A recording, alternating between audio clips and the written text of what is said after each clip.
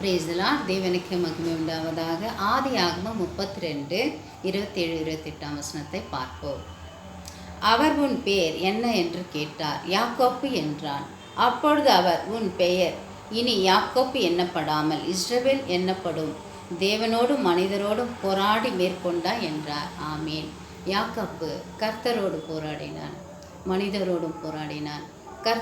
கர்த்தாவை நீர் என்னை ஆசிர்வதி விட உன் பாதத்தை விடேன் என்று தேவனுடைய பாதத்தை அவன் ஆசிர்வதிக்கும் வரை விடவில்லை. அப்படி தேவனை உறுதியோடு பற்றி கொண்டான். அந்த உறுதியின் மித்தம் தேவன் அவனை ஆசிர்வதித்தார். அப்படி ஆசிர்வதித்து அவனுக்கு இஸ்ரவேல் என்று பெயரிட்டார். இந்த நாளிலே நீங்களும் உறுதியோடு நம்பிக்கையோடு அவரை பற்றி கொண்டு என்னை ஆசிர்வதித்தே ஆகணும் என்று தேவனை பிடிவாதத்தோடு பற்றி கொண்டு நாம் ஜெபம் செய்து கொண்டே இருக்கும்போது நம்முடைய ஜெபத்தின் மூலமாய் அவர் நம்மையும் ஆசிர்வதிப்பார்.